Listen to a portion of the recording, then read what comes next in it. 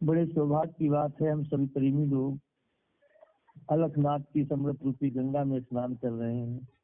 और इस सत्संग के लिए आप लोग मामूली सत्संग न समझे। सत्संग की महिमा बड़ी अपरंपार है और सत्संग के समान ना कोई तप है, ना कोई जप है, और ना कोई यज्ञ है, ना कोई दान है, ना कोई तीर्थ है, और ना कोई तपस्या है। जो पल हमारे सत्संग में बीतते हैं उसके समान कहते हैं कि 100 अश्वमेध यज्ञ भी कर लो तब भी उसकी बराबरी नहीं कर सकते। सत्संग की महिमा अपरंपार है। व्यक्ति साधन भजन सुमरन न कर पाता हो कोई बात नहीं, भक्ति उससे ना होती हो कोई बात नहीं, लेकिन सत्संग में अगर वो जुड़ता है, सत्संग सुनता है और सच्चे हृदय से उसको धारण करके उस पर चलता है, तो समझो उसके समान कोई चीज है ही नहीं। एक छोटी सी बात मुझको याद आ रही है, बड़े ध्यान से सभी लोग सुने। एक चोर ने राजा के महल में चोरी की और चोरी करके वो भाग निकला। राजा के सिपाही लोग जो थे उन्हें पता चला, तो वो चोर के पद चिन्हों को ढूंढते हुए चोर का पीछा करने लगे। पद चिन्हों को ढूंढते ढूंढते तो दूसरे गांव में पहुंचे जा करके, और दूसरे गांव में घुसे जा करके तो वो चिन्ह जो थे, एक जगह सत्संग हो रहा था,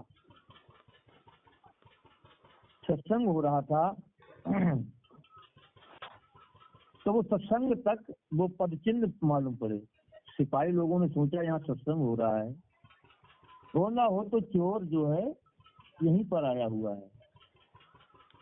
अब सत्संग हो रहा था, बाहर खड़े हो गए सिपाही लोग, सोचे सत्संग समाप्त होगा तो चोर बाहर निकलेगा और उसके पद चिन्ह देख करके उस चोर को पकड़ लेंगे।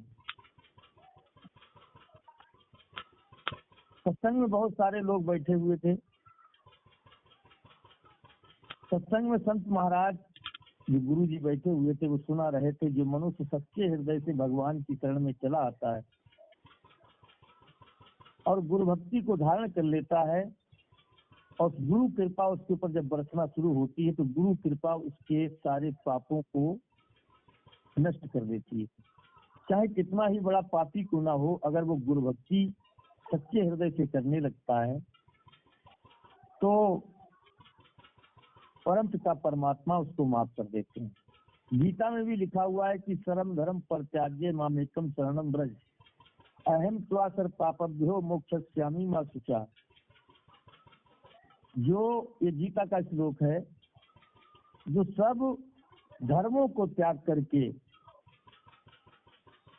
प्रभु की शरण में आ जाता है तो उसे मुक्ति तत्क्षण प्राप्त हो जाती है। और ऐसा गीता में भी कृष्ण भगवान कहते हैं, जो सब धर्मों का आश्रय छोड़ करके केवल मेरी शरण में आ जाता है, मैं उसे सारे पापों से मुक्त कर देता हूँ। और उस घट की मूर्ति को याद करके हम पूजा कर रहे हैं। इसलिए समय का वैध, समय का सदगुरु ही कामयाब होता है।